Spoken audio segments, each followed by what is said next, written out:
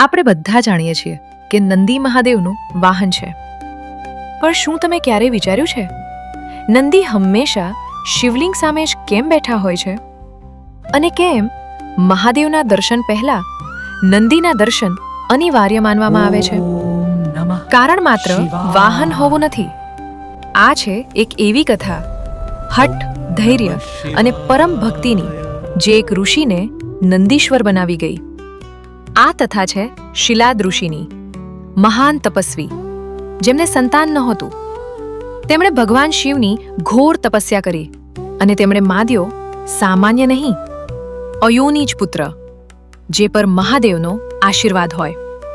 એક દિવસ યજ્ઞ માટે ધરતી ખેડતા ધરતીમાંથી તેમાંથી પ્રગટ થયો એક દિવ્ય બાળક, જેના તેજ સહસ્ત્ર સૂર્ય સમાન હતું.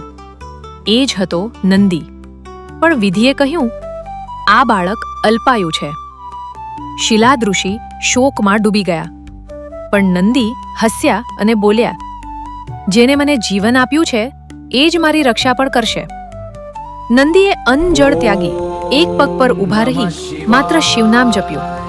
તેમની તપસ્યાથી ત્રણેય લોક કંપી ઉઠ્યા. ભગવાન શિવ પ્રગટ થયા અને કહ્યું, નંદી, વરદાન માગ. નંદી બોલ્યા, પ્રભુ, મને અમૃત નથી જોઈએ. મને તો બસ દરેક ક્ષણે તમારું સાનિધ્ય જોઈએ છે. નંદીની નિસ્વાર્થ ભક્તિ જોઈ મહાદેવ દ્રવિત થઈ ગયા. શિવે નંદીને અમરત્વ આપ્યું અને પોતાના ગણ સ્વરૂપે સ્વીકાર્યા. તેમને બળદનું સ્વરૂપ આપી પોતાના વાહન બનાવ્યા.